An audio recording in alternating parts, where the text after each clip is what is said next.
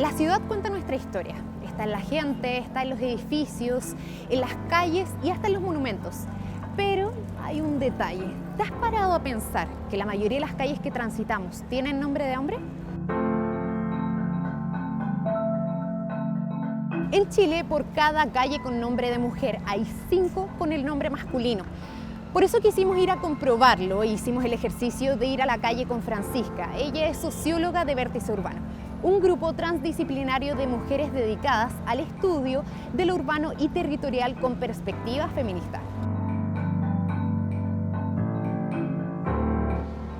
Hola Francisca, ¿cómo estás? Bien, feliz de hacer este ejercicio contigo.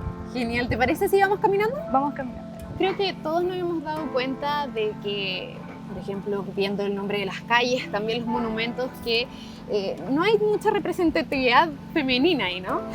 Sí, nosotras como Vértice hicimos una investigación sobre eso. Buscamos el nombre de calle a nivel nacional, de monumentos, aeropuertos, zonas típicas. Claro, nos dimos cuenta que el 14% de los nombres de estos lugares llevaban por nombre algún personaje femenino de la historia del país. Bueno, y estamos en Paseo Bulnes, ¿no? Claro, un militar del Partido Conservador. Y bueno, las calles que componen también las arterias de la capital llevan por nombre en general a personajes políticos hombres, ¿no? De hecho, si es que vemos este mismo monumento, es un hombre religioso, ¿no?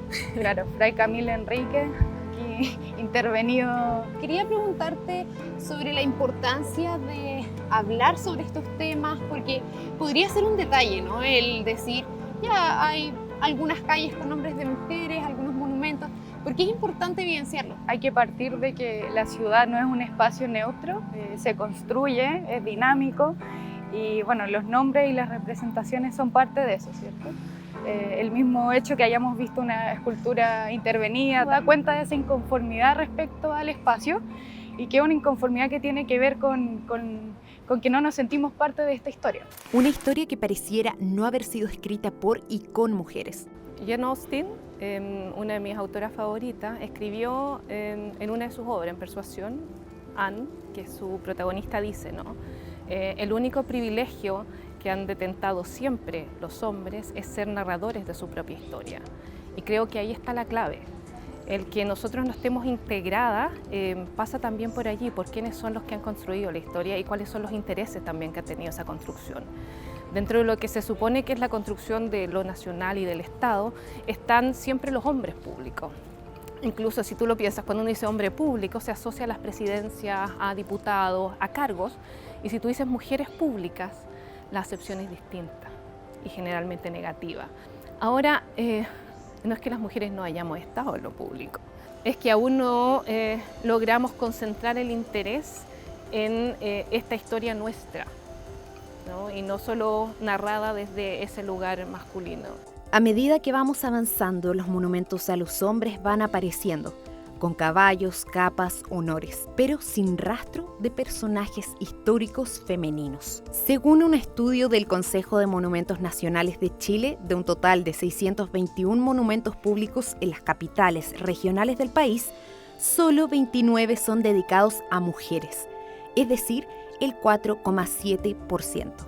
Lo que hacemos desde el sector patrimonial y el Consejo de Monumentos Nacionales es aprobar las solicitudes de los monumentos públicos. Y allí la comunidad tiene un rol central, que efectivamente en los municipios, en los gobiernos regionales, pero también las juntas de vecinos y comunidades sean capaces de mostrar su identidad y sus identidades poniendo monumentos públicos en las ciudades, solicitando el permiso del Consejo de Monumentos Nacionales y cambiando también el recorrido que tenemos en las ciudades, mostrando a aquellos otros espacios que son importantes. Ahora nos encontramos aquí en la Plaza de la Constitución, la moneda a nuestro lado, los ministerios, también la presencia de estos monumentos que te mencionaba antes, a presidentes de la República, Pedro Aguirre Cerda por allá, tenemos a Portales, Frei, Salvador Allende, Alessandri también. Evidente esa presencia, sobrepresencia masculina en el espacio público. Sí. Ahí hay una relación también con el poder, ¿no? Este espacio que como te decía, concentra ese poder político, al menos en Santiago, tiene una sobrerepresentación. Y extrañamos también las figuras femeninas que han construido nuestra historia, derecho al voto, políticas de natalidad. Entonces, ¿dónde están las mujeres que promovieron esas políticas en este espacio que lo representan? ¿Y dónde están esas mujeres que marcaron la historia? Por ejemplo, en el caso de la región metropolitana, que tiene 125 monumentos públicos en total, la mayor cantidad de todas las capitales regionales del país, las que homenajean a mujeres se reducen a solo 6. Y en el caso de las calles con nombre de personas, un 18% son mujeres, algo que se está intentando cambiar. En el 2016 se cambió el nombre a esta calle por la cual estamos caminando. Antes tenía por nombre a Lorenzo Gottuso, el primer ministro de Hacienda de la Junta Militar. Ahora lleva por nombre Amanda Labarca, que fue una profesora, la primera mujer que tuvo una cátedra en Latinoamérica, una cátedra académica. Tiene harto sentido porque nos encontramos al lado del Ministerio de Educación, ¿cierto? Un reconocimiento a una mujer que fue de las primeras que entró a estudiar a la educación superior después del decreto Amunate. Aún así, queda por avanzar. Las mujeres siempre hemos ganado así los espacios, desde los roles tradicionales que se nos asignan, y desde allí empezamos a romper, ¿no?, las fisuras. Desde estas fisuras que nosotros nos colamos y construimos. Ahora, piensa en Amanda Labarca, fue una feminista. O sea, trabajó por los derechos. No solamente fue la profesora Amanda Labarca, pero se destaca no en su rol de trabajo legislativo incluso, sino en su rol de docente, nuevamente reproduciendo los roles femeninos.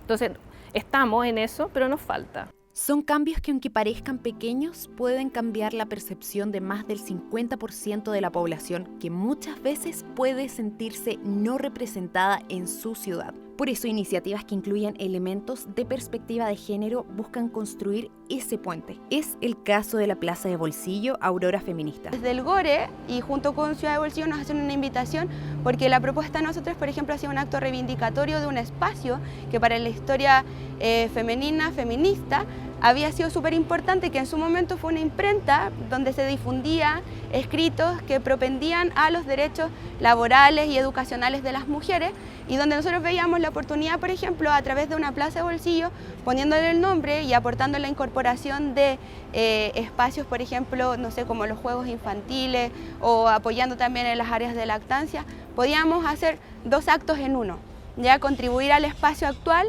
pero también reivindicar parte de la historia incorporando el nombre de esta imprenta que era, y la revista que era la Aurora Feminista. Bueno, después de haber hecho este recorrido por los distintos monumentos del centro de Santiago, ¿cierto?, que enaltecían a figuras masculinas, principalmente políticos, otros bélicos, también mostrados de manera solitaria. Es bonito también reconocer lugares que sí reconocen otras formas de hacer historia, ¿cierto? Por eso quería que viniéramos aquí a este monumento. Y está aquí en el bandejón central, calle 18, Antonia Tarragó y Isabel Lebrun. Pero aparecen aquí 2 personajes en vez de uno, 2 mujeres que lucharon por el ingreso a la educación superior y secundaria. Hay detalles súper bonitos también, una tiene una planta en su mano, la otra un libro.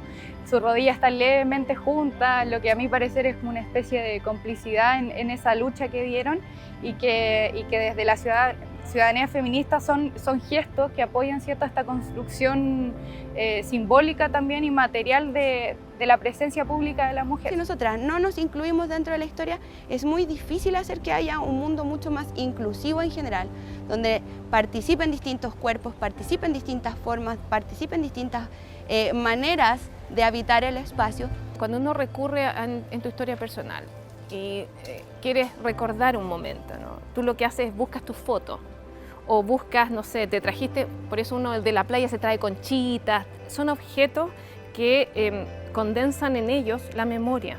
Esos son los monumentos. Es una forma estatal de reconocer esa memoria y mantenerla viva. Que no existan nombres de mujeres es silenciarlas, es mantener ese silenciamiento,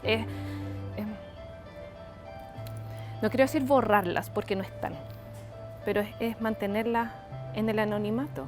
Un ejercicio que nos ayuda a ver las dinámicas de la ciudad, cómo está construida y poder empezar a imaginarnos cómo queremos que sea este espacio.